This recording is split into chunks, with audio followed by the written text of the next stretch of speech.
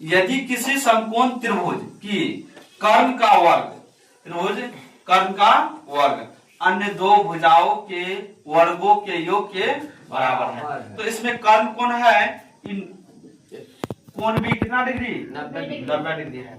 तो 90 डिग्री के सामने वाला कोण क्या होता है, कर्ण। क्या हो जाएगा, कर्ण हो जाएगा।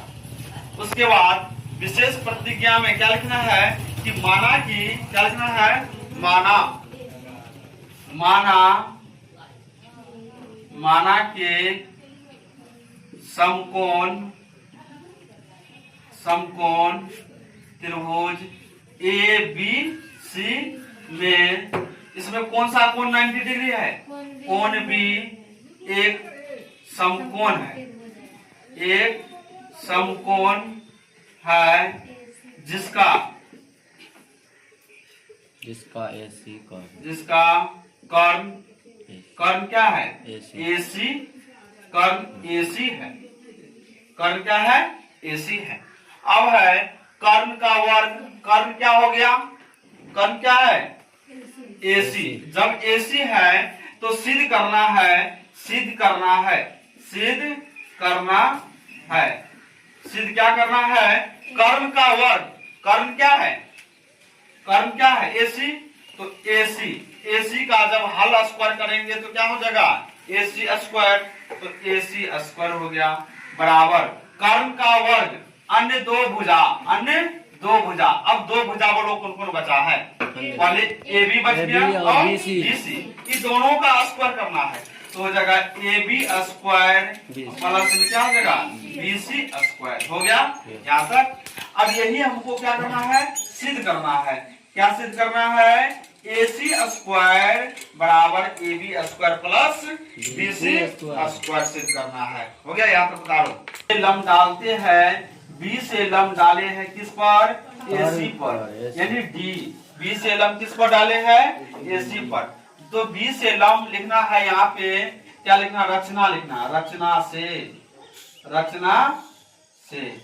तो रचना में क्या लिखना है, B से लंब, B से लंब किस पर, B से लंब किस पर गया है, B से लंब D AC पर, AC पर डाले। B से लंब D किस पर डाले हैं, AC पर। B से लंब D किस पर डाले हैं, AC पर डाले। या नहीं तो B से लंब AC पर लंब D है। B से D AC पर क्या है, लंब है। लंब का चिन्ह होता है कि लंब का चिन्ह है, तो इसका चिन्ह है, लंब का चिन्ह है। ये हो गया लंब, लंब का चिन्ह। अब देखो इसमें दो त्रिभुज बना, एक त्रिभुज ऊपर में बन गया, एक त्रिभुज नीचे बन गया, बन गया है ना। तो कौन कौन त्रिभुज बना है, ए बी डी। अगर ये 90 डिग्री से अगर 90 डिग्री हुआ तो ये 90 डिग्री हो जाएगा। कितना डिग्री हो गया, 90 डिग्री हुआ। कर्ण से अगर लंब डाला जाएगा, कर्ण पे जब लंब जाएगा तो वह 90 डिग्री कहलाएगा। तो ये हो गया 90 डिग्री, ये भी 90 डिग्री, ये भी 90 डिग्री। तो दो त्रिभुज कौन कौन हुआ, समकोण त्रिभुज दो वो है, ए डी बी और हो गया बी डी सी। सबसे पहले ए डी बी में ए बी सी के बराबर करते हैं, ए डी बी और ए बी सी के बराबर करते हैं। तो लिखना है त्रिभुज ए डी बी तथा ए बी सी में। देखो यहाँ पे ए डी बी और ए बी सी, इसमें 90 डिग्री कौन सा कोण है, बी। ए बी सी में हो गया, ए बी सी में 90 डिग्री कौन है, बी। और ए डी बी में 90 डिग्री कौन सा हो गया, डी हो गया। तो ए बी सी का 90 डिग्री के सामने वाला कर्ण क्या हो जाएगा, ए सी। और ए डी बी के सामने वाला जो डी अगर 90 डिग्री है तो इसका कर्ण क्या होगा, ए बी होगा। कर्ण क्या होगा, ए बी। देखो यहाँ पे 90 डिग्री है तो इसके सामने वाला कर्ण तो ए न होगा, और इसके सामने वाला कर्ण बी से होगा। समझ में आया। तो यहाँ पे होगा ए डी बी में तो लिख देना है कोण ए डी बी बराबर कोण ए बी सी समकोणिक है। क्या है? समकोणिक, समकोणिक हुए, समकोणिक हुए। डालो यहाँ पर।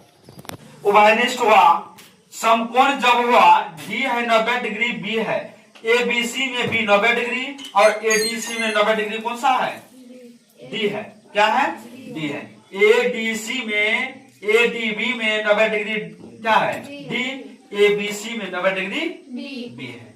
अब यहाँ पे समकोणिक उभयनिष्ठ क्या हो जाएगा? जो कोण एक ही त्रिभुज में दोबारा आए, तो एक कोण देखो दो बार आ रहा है, ए बी सी में भी आ रहा है, ए डी बी में भी आ रहा है ना दो बार, तो इसलिए क्या हो जाएगा? उभयनिष्ठ कोण हुआ। उभयनिष्ठ जब कोण हो जाएगा तो उभयनिष्ठ कोण हुआ, जिसका कोण भुजा बराबर करना है, समकोणिक होगा। कोण कोण कोण से क्या होता है? एंगल एंगल एंगल से, समरूप या सर्वांग समरूप। तो जिस त्रिभुज का समरूप हो, जो त्रिभुज समरूप हो, तो उसका भुजा बराबर करते हैं। तो भुजा बराबर करो। सबसे पहले एबीसी में, एबीसी में क्या है? एबीसी में, तो ए बी क्या है? ये बोलो, ए बी क्या है? ए बी लंब और ए सी क्या है? कर्ण है। तो यहाँ है लंब और यहाँ है कर्ण।